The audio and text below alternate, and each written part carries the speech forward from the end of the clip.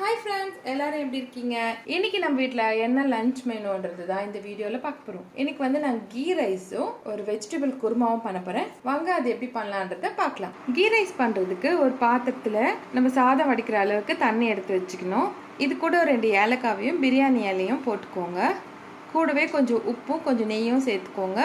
இப்போ இது நல்லா கொதி வந்ததுக்கு அப்புறம் நம்ம அரிசி சேர்க்கணும்.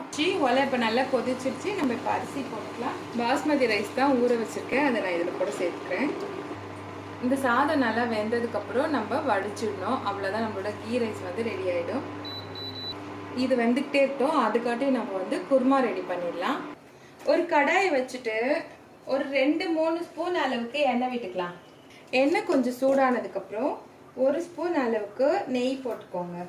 குருமாவில் கொஞ்சம் நெய் போட்டிங்கன்னா பிரியாணி டேஸ்ட்டுக்கு நல்லாயிருக்கும். இப்போ இந்த எண்ணெய் சூடானதுக்கப்புறம் நம்ம பட்டை, கிராம்பு, ஏலக்காய்லாம் போட்டுக்கலாம். 1 ஸ்பூன் அளவுக்கு சோம்புத்தூள் போட்டுக்கோங்க. சோம்புத்தூள் பொரிஞ்சதுக்கப்புறம் ஒரு 3 வெங்காயம் கட் பண்ணியிருக்கேன், அதையும் சேர்த்துக்கோங்க. இப்போ இந்த வெங்காயத்து கூடயே கொஞ்சம் புதினாவையும் சேர்த்துக்கோங்க. இஞ்சி பூண்டு பேஸ்ட் 1 ஸ்பூன் அளவுக்கு சேர்த்துக்கலாம். இப்போ இதில் நான் ஒரு 2 தக்காளியை அரைச்சி சேர்த்துக்கிறேன். இது கூட ஒரு 1/2 ஸ்பூன் அளவுக்கு கரம் மசாலா சேர்த்துக்கலாம். 1 டீஸ்பூன் அளவுக்கு வெறும் மிளகாத்தூளும் சேர்த்துக்கோங்க. 2லேருந்து 3 ஸ்பூன் அளவுக்கு குழம்பு மிளகாத்தூளும் சேர்த்துக்கலாம். மஞ்சத்தூள் 1/2 ஸ்பூன். இது நல்லா வதக்கி விட்டுக்கோங்க. இப்போ ஒரு 2 ஸ்பூன் அளவுக்கு தயிர் சேர்த்துக்கலாம். கேரட், உருளைக்கிழங்கு, பீன்ஸ், கொஞ்சமாக கார்ன்.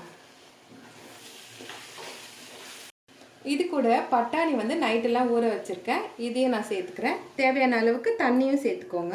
இப்போ இதுக்கு தேவையான அளவுக்கு உப்பையும் சேர்த்துக்கலாம். இப்போ இந்த காயெல்லாம் நல்லா வேகிற வரைக்கும் கொஞ்சம் நேரம் மூடி வைக்கலாம். காயெல்லாம் கொஞ்சம் வெந்ததுக்கப்புறம் இந்த காலிஃப்ளவரும் சேர்த்துக்கலாம். இது கூட நம்ம தேங்காய் சேர்த்துக்கணும்.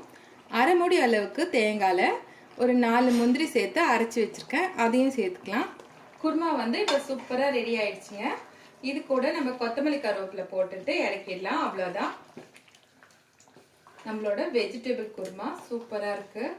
இது வந்து இந்த கீ ரைஸ், சப்பாத்தி, பூரி எல்லாத்து கூடமே ரொம்ப நல்லாயிருக்கும். இங்கே வந்து சாதமும் அதுக்காட்டி வெந்துருச்சு. இப்போ இதை வந்து நம்ம வடிச்சிடலாம். இப்போ சாதம் வடிச்சாச்சு, இது அப்படியே இருக்கட்டும். இப்போ இந்த தண்ணியும் நம்ம வேஸ்ட் பண்ண வேணாம். இதில் வர தண்ணியை வச்சு நம்ம கார்ன் சூப் ரெடி பண்ண போகிறோம். அடுத்தது பட்டர் கொஞ்சம் மெல்ட் ஆன உடனே பூண்டு பல்லு ஒரு 2 பல்லு எடுத்துருக்கேன், அதை எடுத்து போட்டுக்கலாம். வெங்காயம் ஒரு பாதி வெங்காயத்தை போட்டுக்கோங்க. இது கூடவே ஸ்வீட் கார்னையும் சேர்த்துக்கலாம். சாதம் வடித்து வச்சுருக்கோம் இல்லைங்களா, அந்த தண்ணியை நம்ம ஃபில்டர் பண்ணி சேர்த்துக்கலாம். இப்போ அந்த கார்ன்லாம் நல்லா கொதிச்சு நல்லா வெந்துருச்சு. இதில் வந்து நீங்கள் சிக்கன் கூட போட்டு வேக வைக்கலாம். நான் வந்து இன்றைக்கி சிக்கன் போடல, வெறுமே வந்து ஸ்வீட் கார்ன் சூப் தான் பண்ண போகிறோம். 1 ஸ்பூன் அளவுக்கு சோள மாவை நான் தண்ணி போட்டு கரைச்சி வச்சுருக்கேன். இப்போ இதையும் இது கூட சேர்த்துக்கோங்க, கொஞ்சம் திக்னஸ் கிடைக்கும். இப்போ இதில் தேவையான அளவுக்கு உப்பு சேர்த்துக்கோங்க. கொஞ்சமாக பெப்பரும் சேர்த்துக்கலாம். இப்போ ஹோட்டல்ஸ்லாம் கொடுக்குற மாதிரி கொடுக்கணுன்னா நம்ம இதுக்கு மேலே முட்டையோட வெள்ளைக்கரு மட்டும் போட்டுக்கலாம். இப்போ கடைசியாக லைட்டாக கொத்தமல்லி சேர்த்துக்கோங்க. அவ்வளோதான், நம்மளோட ஸ்வீட் கார்ன் சூப் வந்து ரெடி ஆயிடுச்சு. இப்போ வந்து நம்ம சாப்பாடு சர்வ் பண்ணிடலாம். First soup. இது வந்து முட்டை பொரியல் மாதிரி பண்ணியிருக்கேன். நல்லா உதிரி உதிரியாக சூப்பராக வந்திருக்கு சாதம். இது கூட கொஞ்சம் ஆனியன் ரைத்தாவும் பண்ணியிருக்கேன். அவ்வளோதான், நம்மளோட லஞ்ச் மெனு இன்னைக்கு ரெடி ஆயிடுச்சு.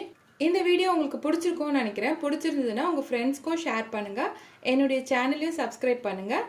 மீண்டும் அடுத்த வீடியோவில் சந்திக்கலாம். நன்றி, வணக்கம்.